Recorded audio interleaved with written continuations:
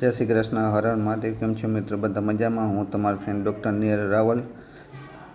તમારો સપોર્ટ માટે ખૂબ ખૂબ આભાર. આવો નવો પ્રેમ દેતા રહેજો. લાઇક શેર અને સબસ્ક્રાઈબ કરતા રહેજો. બરાબર છે. વિડીયોને લાઇક અને શેર કરજો અને સબસ્ક્રાઈબ કરજો પ્લીઝ. બરાબર છે. દરેક બીમારીનો ઈલાજ, નાની મોટી ઘણી બીમારી હોય છે, આપણે રસોડામાં મળી જાય છે. એની માટેના આજે આપણે વાત કરવાના છું. એક નહીં, અનેક રોગો, અનેક બીમારીઓ વિશે વાત કરતો. ગળામાં દુખાવો થતો હોય તો મીઠું હળદર ગરમ પાણીના નાખી અને કોગળા કરો, રાહત મળે છે. એટકી આવતો હોય તો લીંબુ ચૂસો, બરાબર, અને ખાંડ, એટલે તમારી એટકી બંધ થઈ જાય છે. ભૂખ ના લાગતી હોય, આદુનો રસ, જોરદાર ભૂખ લાગવા મળશે. જઈમાં પહેલાં આદુનો રસ થોડો થોડો પીતા જાઓ, બરાબર, આદુ ચાવતા જાઓ, ભૂખ મસ્ત લાગશે. નીંદર ના તે કેળા અને દૂધ લેતા જાઓ, એનાથી નીંદર પણ આવી મળશે, તાજગી પણ અનુભવશો અને સારું થશે. સાંધાની જકડતા, સાંધા પકડાઈ ગયા હોય, જકડાતા હોય, હળદર અને મેથી લેતા જાઓ, બરાબર છે. રાત્રે હળદર અને મેથી પલાળીને સવારે પીતા જાઓ, સવારે પલાળીને રાત્રે પીતા જાઓ, જોરદાર રિઝલ્ટ મળશે. હાથ પગમાં બળતરા થતી હોય તો ફટકડીને પાણીમાં નાખી અને એની અંદર પગ બોળી રાખવા 15-20 મિનિટ સુધી, જોરદાર રિઝલ્ટ મળશે. બળતરામાં રાહત થવા મળશે. લાંબા ગાળે કરશો તો બળતરામાં નિકાલ આવશે. દાંતનો દુખાવો થતો હોય તો લવિંગ અથવા તેનું તેલ દાંતમાં માલિશ કરો.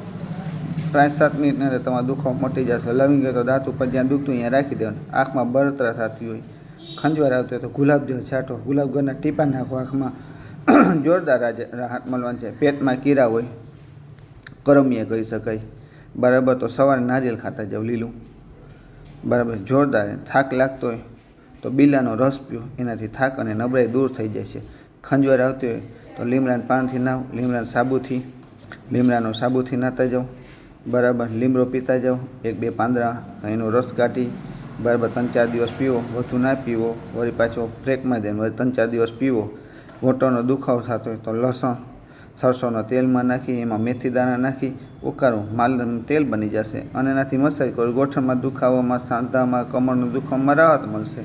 ગેસ થઈ હોય તો અજમો અને હિંગ બંનેને મિક્સ કરી અને ચાવી જવાના. તીખો લાગશે થોડું પણ ચાવવાનું.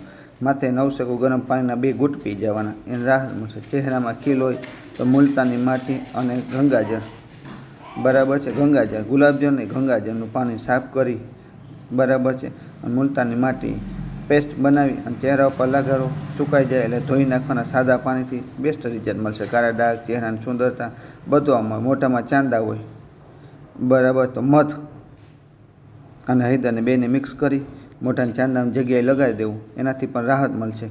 ગભરામણ થતી હોય ઘણી વખત, બરાબર છે, તો એની માટે તુલસીના પાન ચાવો, ઉગાડી જાઓ, ગભરામણમાં રાહત થવા મળશે.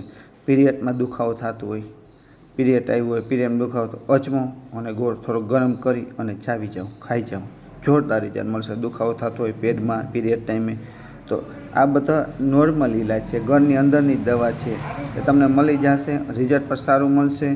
તમને ના સમજાણ હોય, સ્પીડમાં મારાથી બોલાઈ ગયું હોય તો સ્ટોપ કરી અને જોજો અને ઉપાય કરો. દવા તમારા ઘર અંદર જ છે. રસોડું એટલે દવાખાનું જ કહેવાય છે, બરાબર. મિત્રો વિડીયો સારો લાગ્યો હોય તો લાઈક અને સબસ્ક્રાઈબ કરજો. આવો નવો પ્રેમ દેતા રહેજો અને પ્લીઝ સબસ્ક્રાઈબ, લાઈક કરજો, શેર કરજો. Thank you.